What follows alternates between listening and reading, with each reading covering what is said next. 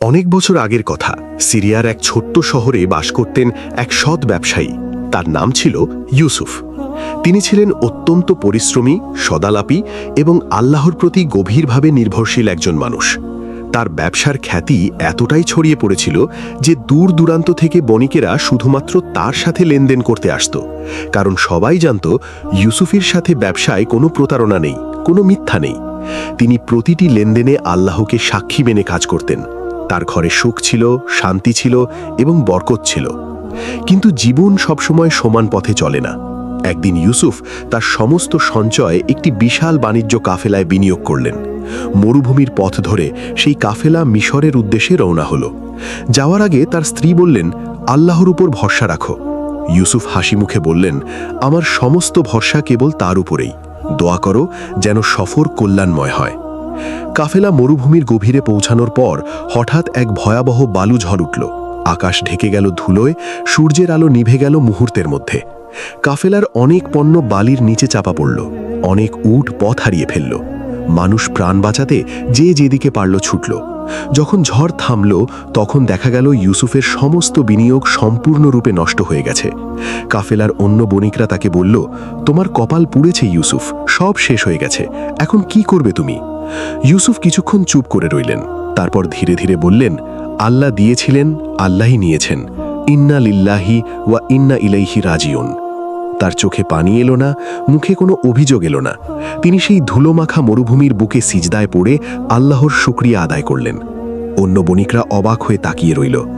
এত বড় বিপদেও এই মানুষটির মনে এতটুকু অস্থিরতা নেই, এটা তারা বিশ্বাসই করতে পারছিল না। শহরে ফিরে এসে দেখলেন ঘরে কিছুই নেই, সামান্য ধার দেনায় সংসার চলছে। প্রতিবেশীরা তাকে দেখে মুখ ফিরিয়ে নিল। যারা একসময় তার দরজায় সাহায্যের জন্য আসত, তারাই এখন দূরে সরে গেল। কেউ কেউ বলাবলি করল, এতদিন ভালো ব্যবসা করেছিল, এখন আল্লাহ তার পরীক্ষা নিচ্ছেন। কেউ বলল, হয়তো তার কোনো গুনাহের কারণেই এই বিপদ। ইউসুফ সব কথা শুনলেন, কিন্তু কোনো জবাব দিলেন না। তার স্ত্রী একদিন কাঁদতে কাঁদতে বললেন, মানুষ কত কথা বলে। ইউসুফ শান্তভাবে বললেন, মানুষ যা বলে তাতে আমার কিছু যায় আসে না। আল্লাহ জানেন আমার অন্তরের কথা, তিনিই যথেষ্ট।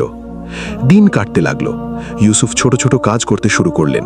বাজারে মানুষের বোঝা বহন করলেন, কৃষকের ক্ষেতে কাজ করলেন, কাঠুরিয়ার কাজও করলেন। যে মানুষটি একসময় শত শত দিনার লেনদেন করত, সে এখন দুমুঠো খাবারের জন্য ঘাম ঝরাচ্ছে। কিন্তু তার মুখে কখনো একটি অভিযোগের কথা আসেনি। তিনি প্রতিদিন ফজরের নামাজের পর দীর্ঘক্ষণ দোয়া করতেন। তিনি বলতেন, হে আমার রব, আমি জানি আপনার প্রতিটি পরীক্ষার মাঝে গভীর রহমত লুকিয়ে আছে। আমি হয়তো এখন সেটা বুঝতে পারছি না, কিন্তু আপনার উপর আমার বিশ্বাস অটল। আমাকে ধৈর্য ধারণের শক্তি দিন এবং আপনার সন্তুষ্টির পথ দেখিয়ে দিন। এভাবে কয়েক মাস কেটে গেল। একদিন বাজারে বোঝা বহন করার সময় একজন বৃদ্ধ বণিক ইউসুফকে দেখলেন। বণিক ছিলেন মিশরের এক প্রভাবশালী ব্যবসায়ী, নাম আবু সালেম। তিনি দূর থেকে ইউসুফকে চিনতে পারলেন। একসময় তিনি ইউসুফের সাথে ছোটখাটো কিছু ব্যবসায়িক কাজ করেছিলেন এবং তার সততার পরিচয় পেয়েছিলেন।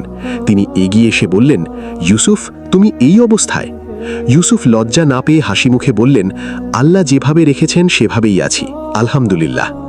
বৃদ্ধ বণিক আবু সালেম অনেকক্ষণ চুপ করে তার দিকে তাকিয়ে রইলেন। তার চোখে পানি জমে এলো। এত বিপদের মধ্যেও এই মানুষটির মুখে শুকরিয়ার কথা। তিনি বললেন, তোমার সততার কথা আমি বহু বছর আগে শুনেছিলাম। আজ তোমার ধৈর্য দেখে বুঝলাম সেই কথা এতটুকুও মিথ্যা ছিল না। আমার একটি বড় কাফেলা আছে যা শীঘ্রই মিশর থেকে ইয়েমেন পর্যন্ত যাবে। বিশাল বাণিজ্যিক সুযোগ রয়েছে এই সফরে। তুমি কি আমার সাথে অংশীদারিত্বে ব্যবসা করতে রাজি আছো? ইউসুফ একটু অবাক হয়ে বললেন, কিন্তু আমার কাছে এখন বিনিয়োগ করার মতো কিছুই নেই। বৃদ্ধ বণিক হাসলেন, বললেন, তোমার সততা ও বিশ্বাসযোগ্যতাই তোমার সবচেয়ে বড় মূলধন। বাকি সব আমি বহন করব। শুধু তোমার দোয়া ও আমানতদারিতা সাথে রেখো, এটুকুই আমার জন্য যথেষ্ট। ইউসুফের চোখ ভরে এলো।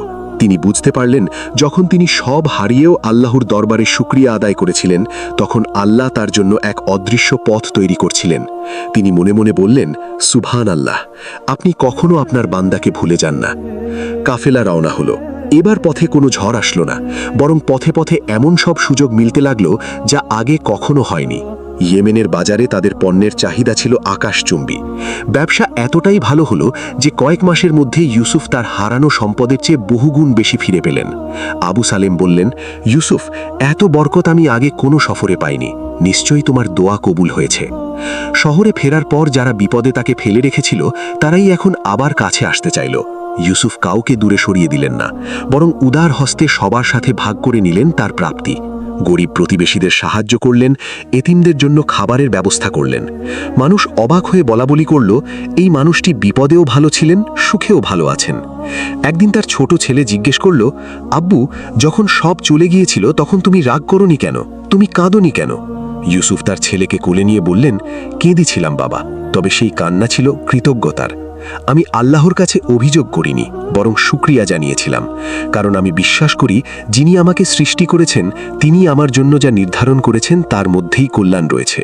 হয়তো আমি সেই কল্যাণ তাৎক্ষণিকভাবে দেখতে পারি না, কিন্তু আল্লাহ সবসময় দেখেন। ছেলেটি বলল, তাহলে কি বিপদে কখনো ভয় পেতে নেই? ইউসুফ হাসলেন, বললেন, ভয় পাওয়া মানুষের স্বভাব, কিন্তু সেই ভয়কে আল্লাহর দিকে নিয়ে যাওয়াটাই হলো ঈমানদারের কাজ। যখন ভয় লাগবে তখন বলবে, আল্লাহ আমার সাথে আছেন, তিনি আমাকে একা রাখবেন না। ইউসুফের এই গল্প সেই শহরে প্রজন্মের পর প্রজন্ম ধরে বলা হতে লাগল। মানুষ শিখল, বিপদে ধৈর্য ধরলে এবং আল্লাহর উপর পূর্ণ ভরসা রাখলে তিনি এমন পথ খুলে দেন যা মানুষের কল্পনাতেও আসে না, কারণ আল্লাহ তার বান্দার সাথে সবচেয়ে বড় পরিকল্পনাকারী এবং তার রহমতের কোনো শেষ নেই। আল্লাহ আমাদের সবাইকে সেই গভীর বিশ্বাস, অটল ধৈর্য এবং খাঁটি শুকরিয়ার শক্তি দান করুন। দুনিয়া ও আখেরাতে আমাদের সফল করুন। আমিন।